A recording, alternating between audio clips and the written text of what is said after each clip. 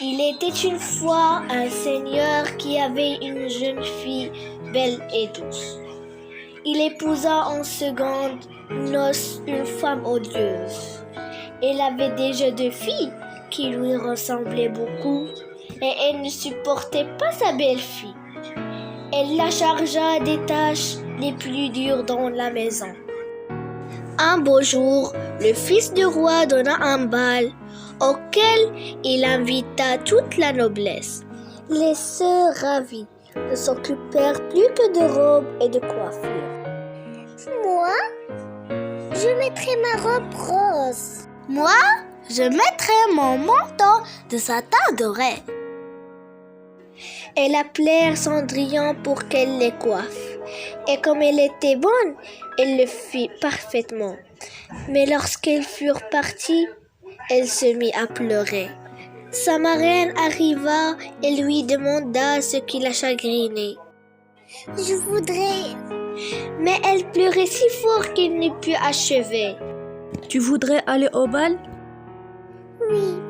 Va dans le jardin et apporte-moi une citrouille. Cendrillon alla cueillir la plus belle citrouille qu'elle put trouver. Sa marraine la frappa de sa baguette et elle fut changée en un beau carrosse doré. Elle prit ensuite dans la souricière 6 souris et un gros rat, qu'elle changea d'un coup de baguette en 6 chevaux et un cocher. Tu trouveras 6 lézards derrière l'arrosoir. Apporte-les-moi. La fée les changea en 6 laquais. Voilà de quoi aller au bal. Mais est-ce que j'irai avec mes vilains habits? Sa marraine la toucha de sa baguette et elle fut vêtue d'une robe magnifique. Elle avait aux pieds des pantoufles de verre les plus jolies du monde. Lorsque Cendrillon monta dans le carrosse, sa marraine lui recommanda: Rentre bien avant minuit. Cendrillon promit et partit, folle de joie. Le prince fut averti qu'il venait d'arriver une princesse inconnue. Il courut la recevoir. Il la mena dans la salle de bal où il se fit un grand silence. Tout était impressionné par la grande beauté de cette inconnue. Le prince l'invita à danser, ce qu'il fit avec tant de grâce qu'on l'admira encore davantage. La demoiselle ne s'ennuyait point et oubliait la recommandation de sa marraine. Alors qu'elle dansait, elle entendit sonner le premier coup de minuit. Elle se leva et s'enfuit aussitôt. Le prince ne put la rattraper, mais il ramassa une pantoufle qu'elle avait laissée tomber. Cendrillon arriva, son carrosse et dans ses vilains habits.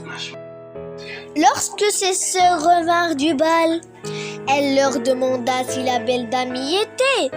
Elles répondirent qu'elle y était, mais s'était enfuie si vite qu'elle avait perdu un pantoufle.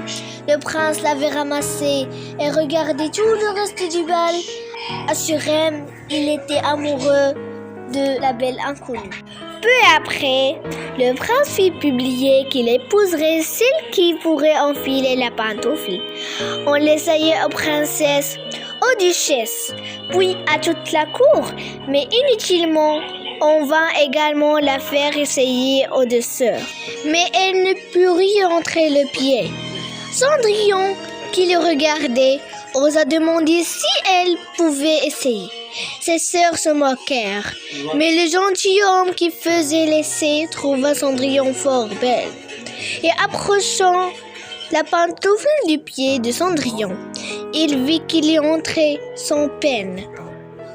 L'étonnement des sœurs fut grand, et plus grand encore lorsque Cendrillon tira de sa poche l'autre pantoufle. C'est alors qu'arriva sa marraine qui, d'un coup de baguette, fit devenir ses habits merveilleux. Et c'est ainsi que Cendrillon retrouva son prince et put l'épouser.